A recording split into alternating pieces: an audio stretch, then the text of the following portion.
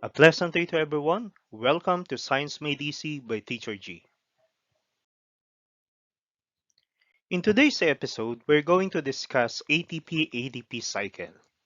So I hope everybody will enjoy and learn something from this lesson. In humans, we obtain our energy from the food that we eat. So in the process of digestive system or digestion, the complex sugar is being converted into a simple sugar known as glucose. So as the glucose enters in the small intestine, the blood vessel will absorb the glucose and it will be distributed throughout our body. So as the cell receive the glucose, it will be processed by the cell in the mitochondria to convert into ATP, which is the basic unit or currency of energy of the cell. So what is adenosine triphosphate or ATP? So ATP, or known as adenosine triphosphate, is a biomolecule which is consisting of an adenine ring, a ribose sugar, and a triphosphate group. So as you can see in the picture of ATP, it has an adenine ring, a ribose sugar, and three phosphate groups. So the phosphate groups are bonded with a type of chemical bond known as phosphoanhydride bond, which is a very high energy. So this is where the energy of ATP comes from. So we have here another picture of ATP. This time we're going to use the structural model of ATP. So we have here the adenine, the ribose sugar, and three phosphate groups bonded by phosphoanhydride bonds. So why is ATP important to the cell?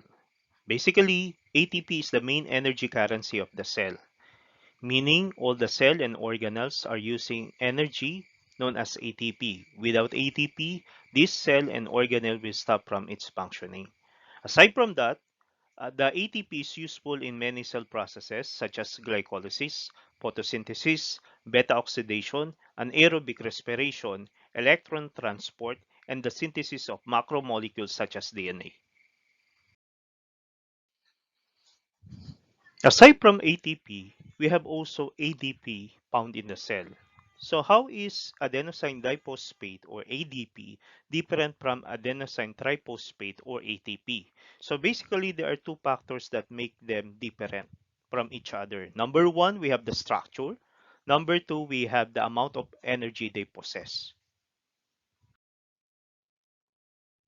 For the structure of ADP, a molecule of ADP has an adenine ring, a ribose sugar, and phosphate groups. Unlike in the ATP, the ADP has only two phosphate groups. For the amount of energy possessed by both ATP and ADP, the ATP has more energy compared to ADP.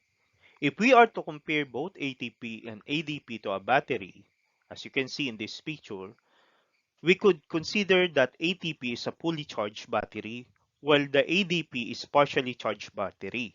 This is because the ATP has more phosphate group compared to the ADP.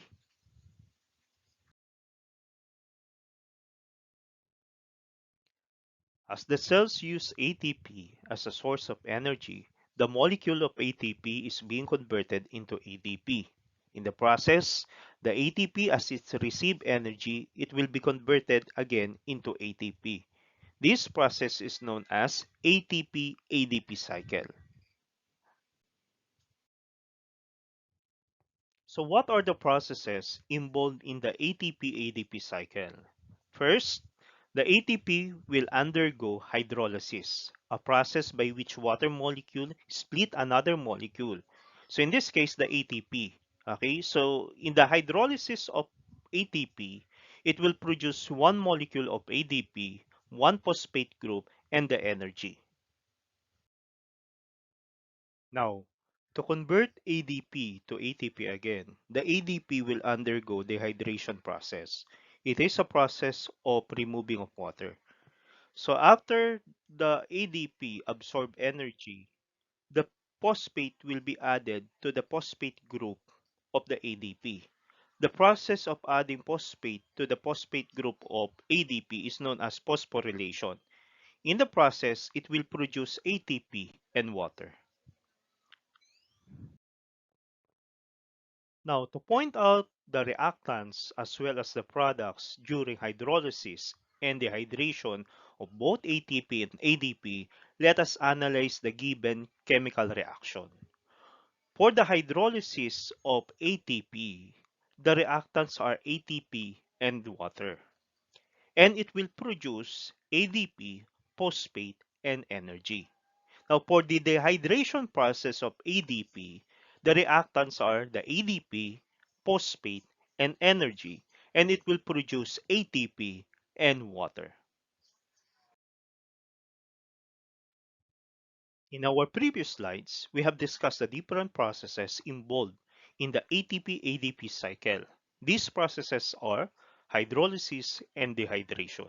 So let us now discuss how much ATP can be produced by a certain type of food.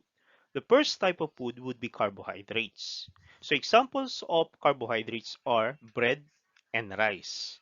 Now, for one glucose molecule, there are 36 ATP are being produced. Another type of food we have lipids.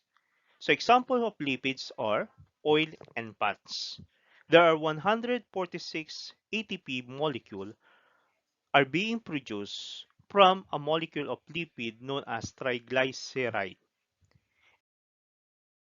Another type of food would be proteins. Examples of proteins are meat.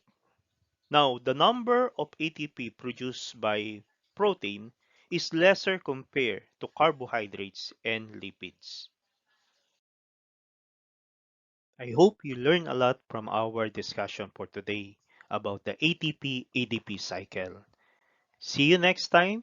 This is Teacher G on Science Made Easy.